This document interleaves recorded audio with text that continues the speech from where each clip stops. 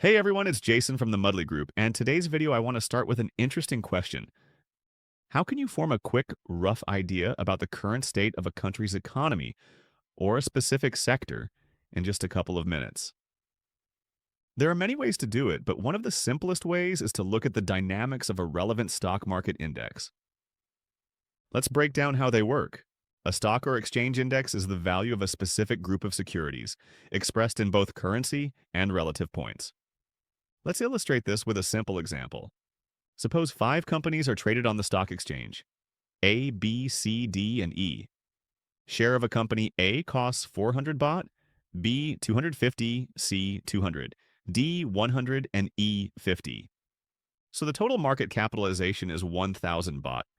We need to assign some kind of baseline value for this initial capitalization. Let's say we set it at 100 points. Congratulations, we now have our own index made up of 5 companies, and its starting value is 100. 1 year later, we recalculate the value of all the shares, and it turns out the market cap has grown to 2,000 baht. Then the index value becomes 200 points accordingly. And so, year by year and month by month, we can easily track the performance of the entire market, or a part of it, by looking at how the index points change. Now you might ask, why do we even need these index points when we could just track the total market value? It's a fair question.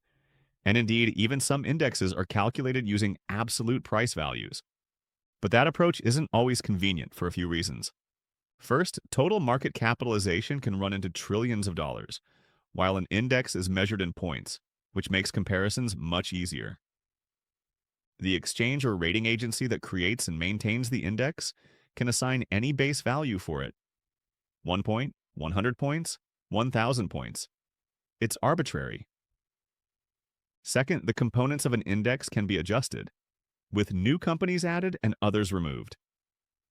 For example, if an index tracks the 10 largest companies by market cap, then less successful firms will regularly be replaced by stronger ones. And third, real-world index calculations are often more complicated than the simple model I gave earlier. They usually include things like free float coefficients, exchange rates, and other indicators.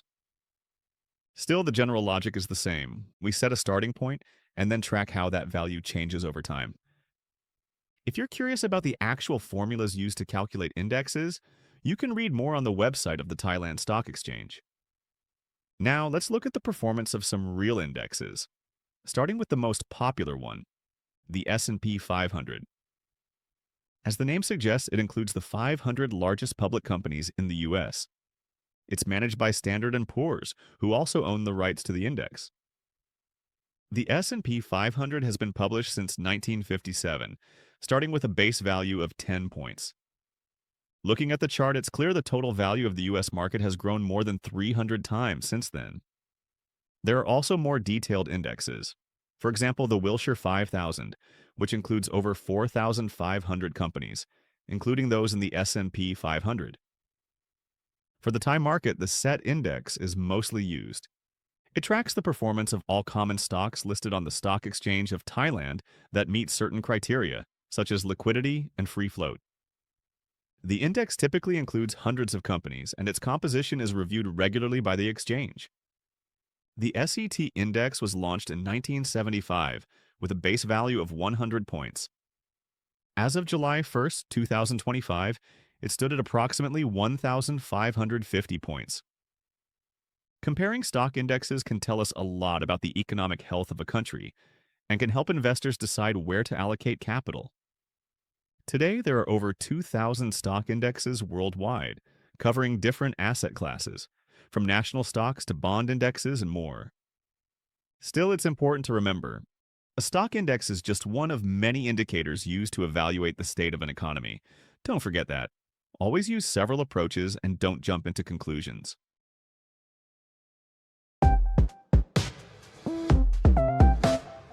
Thanks for watching.